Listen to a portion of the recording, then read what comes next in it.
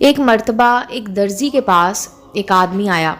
اس نے درزی کو 1000 کا نوٹ دیا اور کہا کہ میرے لیے فلاں قسم کا کپڑا لے آنا اور اچھا سا سوٹ تیار کر دینا۔ درزی رات کو دکان بند کر کے گھر آیا تو بیگم نے بتایا کہ گھر میں آٹا نہیں ہے۔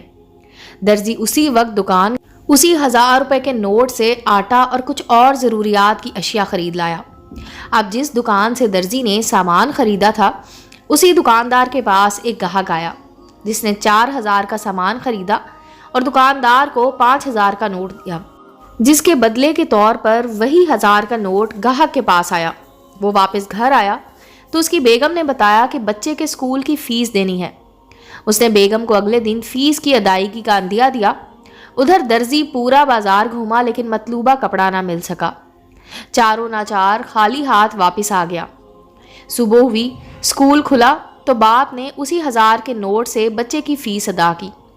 وہ 1000 کا نوٹ اسکول کے اکاؤنٹ پر گیا اور اسکول کے استاد کی تنخواہ میں وہی 1000 کا نوٹ شامل کر دیا گیا۔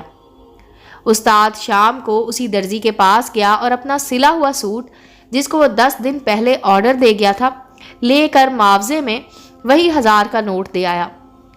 تھوڑی دیر میں وہی پہلا شخص آیا اور کپڑے کا پوچھا۔ درزی نے بتایا کہ کپڑا نہیں ملا، آپ اپنے پیسے واپس لے جائیں۔ اس طرح وہی 1000 کا نوٹ واپس پہلے والے آدمی کے پاس آ گیا۔ میرے نہایت محترم قارئین کرام، یہ واقعہ آپ احباب کے گوش گزار کرنے کا اتنا سا مقصد ہے کہ دولت اگر معاشرے میں تیرتی رہے گی تو لوگوں کی ضروریات پوری ہوتی رہیں گی۔